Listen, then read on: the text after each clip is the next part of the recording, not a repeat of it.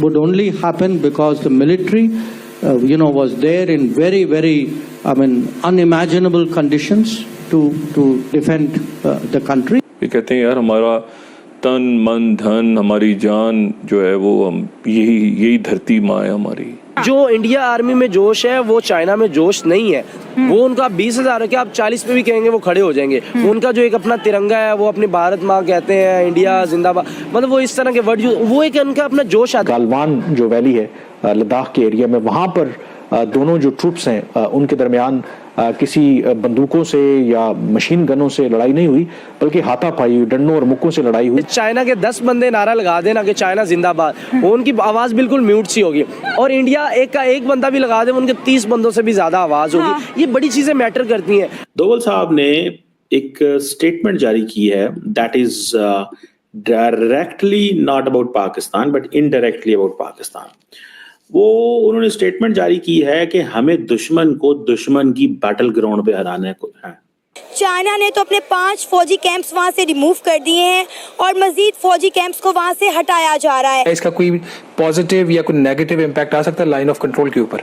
तब जाके अमन हमारी कंडीशन पे होगा। फॉर एग्जाम्पल, इसमें इंडिया के लिए जो एनिमी है वो कौन है? बहुत सी जो कंपनीज हैं चाइनीज, उनके ऊपर पाबंदियां भी लगाई भारत ने। तो इंडियन आर्मी तो इतने कहते हैं ना हाई एल्टीट्यूड पे इजीली सरवाइव कर जाएगी, लेकिन चाइना के बस की बात नहीं है। दोस्तों, विदेश मंत्री एस जयशंकर ने वास्तविक नियंत्रण रेखा पर गश्त को लेकर चीन के साथ हुए सफल समझौते को श्रेय सेना को दिया है, जिसमें बहुत ही अकल्पनीय परिस्थितियों में और कुशल कूटनीति से काम किया है।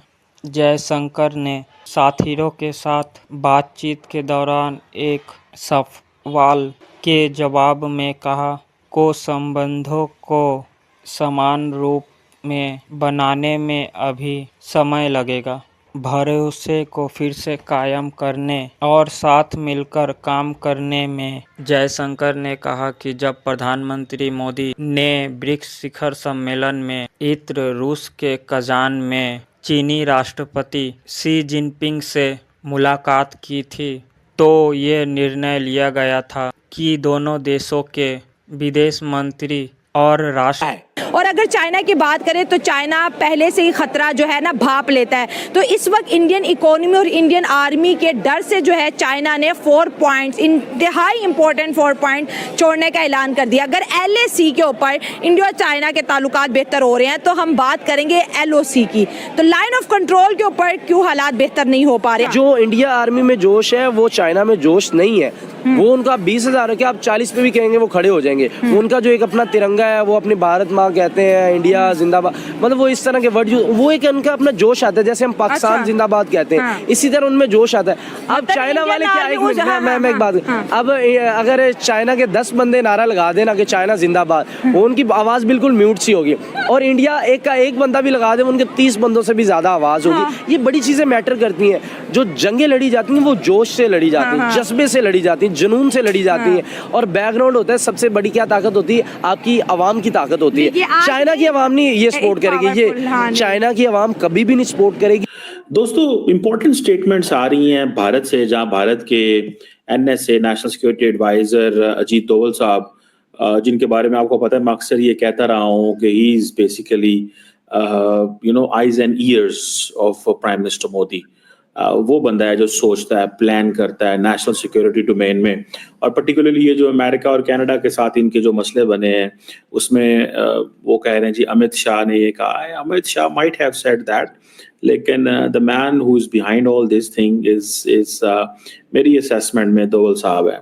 दोवल साहब ने एक स्टेटमेंट जारी की है that is directly not about Pakistan but indirectly about Pakistan. वो उन्होंने स्टेटमेंट जारी की है कि हमें दुश्मन को दुश्मन की बैटल ग्राउंड पे हराना है। हमें दुश्मन को दुश्मन की बैटल ग्राउंड पे हराना है, तब जाके अमन होगा। तब जाके अमन हमारी कंडीशन पे होगा। फॉर एग्जाम्पल, इसमें इंडिया के लिए जो एनिमी है वो कौन है, इसको डायसेक्ट कर लेना। क्या इंडिया चाइना के अंदर घुस सकता है? बीजिंग में जा सकता है, शंघाई में जा सकता है, एंड देन आप किस तरह की बैटल पिक करेंगे? With China they have to pick a battle which is expensive, which is protracted, which is out of control as well.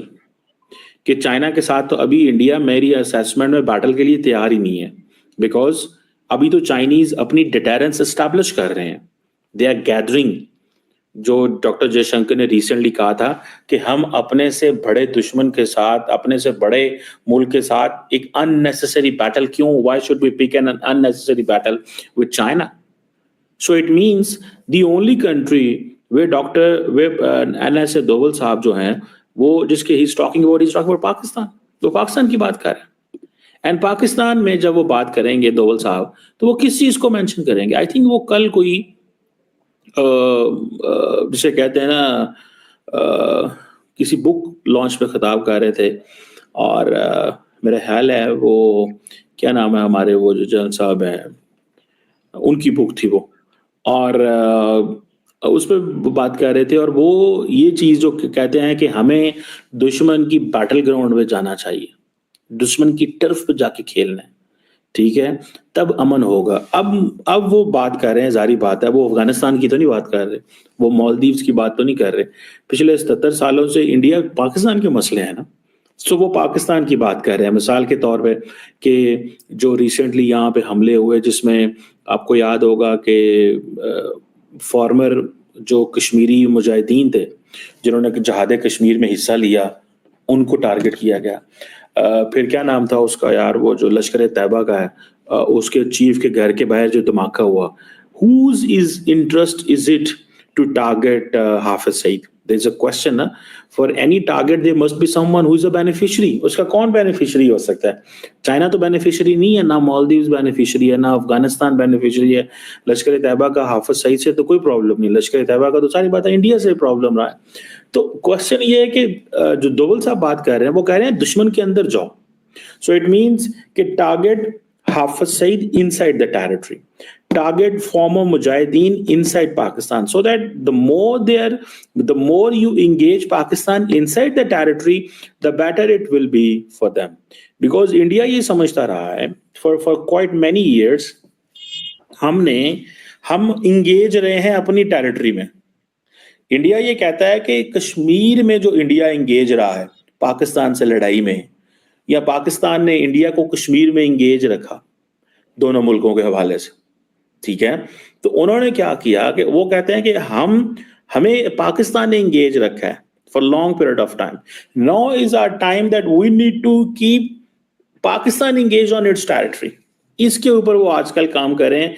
ये है बेसिकली वो माइंडसेट जिसके ऊपर इंडियन गवर्नमेंट इस पे काम कर रही है, और जयशंकर साहब भी यही कह